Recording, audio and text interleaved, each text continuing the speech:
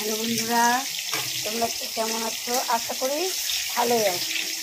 তো আজকে আমি একটু দেখো নতুন রান্না নিয়ে এসেছি। আলু পটল আর সয়াবিন দিয়ে তরকারি। তো অনেকদিন রান্না করিনি, তাই ইচ্ছে হলো আজকে উল্টো রাতে পরের দিন। আমরা কদিন ধরে নিরামিষ খাচ্ছি, উল্টো রাতে পরের দিন এই রেসিপিটা আমি করলাম। আমার কাছে সামান্য কিছু জিনিসটাকে ভিডিও করার মতো সেরকম কিছু থাকে না। আমি ঘরে যা নিত্য প্রয়োজনীয় রান্না বান্না যা করি তাই তোমাদের সঙ্গে শেয়ার করার চেষ্টা করি।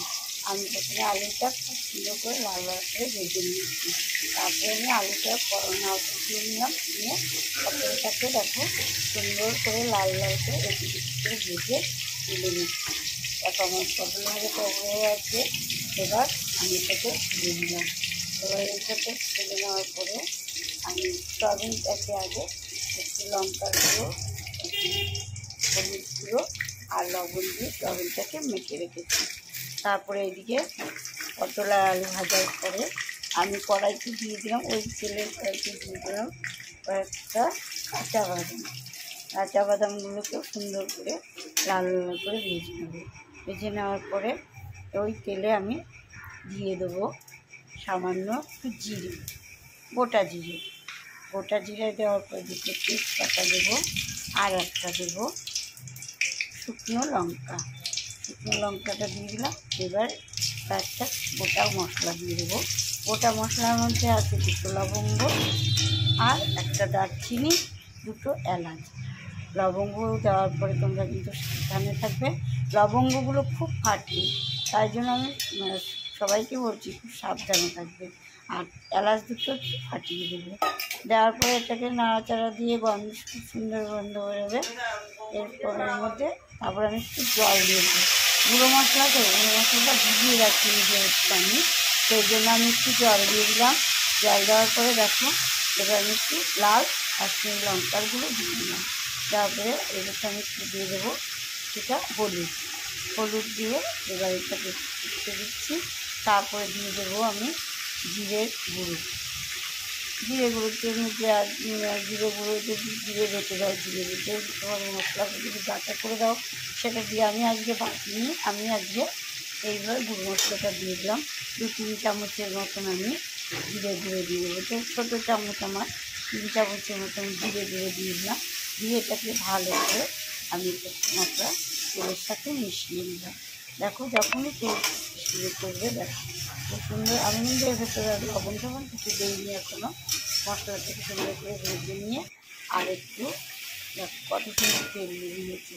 টমেটো কুচিয়ে রেখেছি আর লঙ্কা কুচিয়ে রেখেছি, সেটাই আমি যে কাঁচা লঙ্কা দিয়ে করবো ওই জন্য দুটো পরিমাণে কাঁচা লঙ্কা কুচিয়ে দিয়ে দিলাম। তাই এটাকে সুন্দর করে নাড়তে আমি সামান্য আবার টমেটোটা একটু গলার জন্য আমি বেশি লবণ দেবো না, কারণ সয়াবিনে লবণ আছে, পটল আছে লবণ আছে। এইটাকে সামান্য টমেটো যাতে গলে যায় তাড়াতাড়ি এবং সামান্য লবণ দিয়ে দিলাম। তারপরটাকেও আমি ভালো করে টমেটোর সাথে মিশিয়ে নিচ্ছি। এবার দেখো লবণটা দেওয়ার পর টমেটোগুলো কিন্তু অনেকটাই নরম হয়ে আসছে। ভালো করে নাড়িয়ে এবার যে আমি সয়াবিনটা মাখিয়ে রেখেছি তার মধ্যে মাখানোর মধ্যে সয়াবিনের মধ্যে রেখেছি একটু লাল কাশ্মীরি লঙ্কা আর একটু হলুদ আর লবণ, সেটা এবার আমি এর ভিতরে ঢেলে দেবো। তারপর তেলটা বেরিয়ে আসছে। এবার আমি কড়াইগুলো ঢেলে দিলাম। ঢেলে এটাকে আমি এর সাথে ভালো করে নাড়তে থাকবো, সুন্দর করে নাড়তে থাকবো। তো দেখতে পাচ্ছি তোমরা কতগুলো মাংস যেরকম কষাতে থাকবো। একদম টমেটোগুলো একদম গলে আছে, তেলটাও থাকতে শুরু করে দেবো। এর মধ্যে দিয়ে দেবো আমি ওই ভেজে রেখেছি যে পটল আলু আর বাদাম, সেটাকে আমি এর ভেতরে দিয়ে দেবো। এটাকেও আমি মশলার সাথে ভালো করে মিশিয়ে নেব। মেশানো হয়ে গেলে দেখো সুন্দর মেশানো হয়ে গেছে। একদম মশলার সাথে সয়াবিন আলু পটল বাদাম ভাজা টমেটো সব একসাথে মিশে যাবে, ভালোভাবে মিশে গেছে।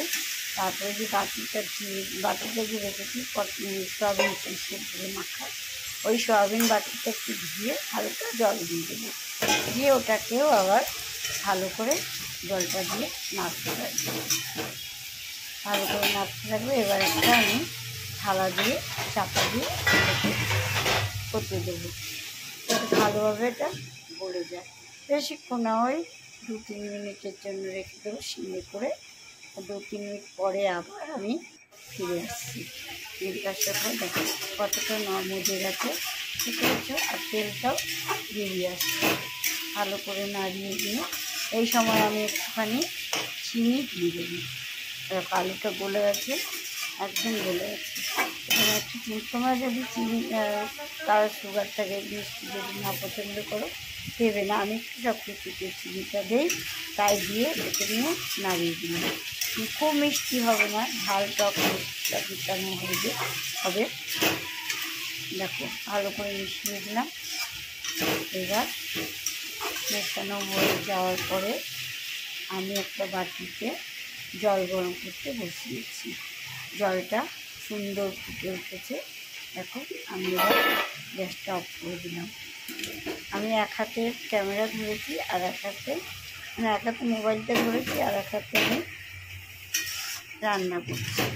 তোমাদের হয়তো একটু আধটু দেখতে অসুবিধাও হতে পারে, মানিয়ে গুছিয়ে নিও। আমি দেখলাম আর একটু জল লাগবে, খুব পাতলা করবো না এবং একদম শুকনো করবো না। যেহেতু আমি ডাল করবো, পেঁপে দিয়ে ডাল করবো, তাই জন্য অল্প পরিমাণ জল দিলাম, যাতে ভালোভাবে সেদ্ধ হয়ে যায় এবং মাখা মাখা হয়ে যায়। দেখো অনেকটা জল টেনে নিয়েছে। এই সময় আমি দিয়ে দেবো একটুখানি ঘি, ওই 1/2 চামচের মতো ঘি আমি এর ভেতরে অ্যাড করলাম, দিয়ে দিলাম। দেখো এইবার আমি দিয়ে দেবো সামান্য গরম মশলা গুঁড়ো। নিরামিষ তরকারিতে একটু ঘি গরম মশলা না দিলে ভালো হয় না, তাই আমি একটু এর ভেতরে দিয়ে দিচ্ছি। আর একটু ঘি দেওয়ার পরে দিয়ে দিলাম 1/2 চামচের মতো গরম মশলা। তোমরা যদি গরম মশলা অনেকেই গরম মশলা পছন্দ করে না, অনেকেই ঘি পছন্দ করে না, তারা সেটাকে নাও দিতে পারে। এইভাবে করে খেলেও ভালো লাগবে। তো আমি একটু ঘি গরম মশলাটা দিয়ে নিরামিষ রান্নাটা করি, দিয়ে এটাকে আমি 1 মিনিটের মতো আবার ঢাকা দিয়ে রাখি, যাতে মশলাটা ভালোভাবে সব কিছুর সাথে মিশে যায়। 1 মিনিট পর আবার ফিরে আসলাম। দেখো একদম সুন্দর হয়ে গেছে। এবার এটাকে ভালো করে নাড়িয়ে নেব। ডাল সেদ্ধটা আমার খুব ভালোভাবে হয়ে গেছে। এটাকে নাড়িয়ে আমি এবার এর ভেতর ডালটা সম্বর দেবো। ডালটা নাড়িয়ে নিচ্ছি। দেখো কত সুন্দর হয়েছে। গরম গরম ভাতের সাথে এই গরম গরম তরকারি পরিবেশন করে খেয়ে খুব ভালো লাগে। যারা নিরামিষ খাবে এইভাবে সয়াবিন আলুর তরকারি বাদাম দিয়ে করে খেয়েও খুব ভালো। কটা বাদাম দিলে কি মুখে পড়লে খুব ভালো লাগে। আমি মাঝে সাঝে নারকেল থাকলে নারকেলও দিই, কিন্তু এখন আমার কাছে নারকেলটা নেই, তাই আমি শুধু কাঁচা বাদাম দিয়ে করলাম। তো ভিডিওটি যদি ভালো লেগে থাকে লাইক করো আর শেয়ার করো সবাইকে, বন্ধুবান্ধবদেরকে, আর কমেন্ট করে জানিও কেমন লাগলো। যদি ভালো লেগে থাকে লাইক শেয়ার কমেন্ট করে চ্যানেলটি সাবস্ক্রাইব করে নিও।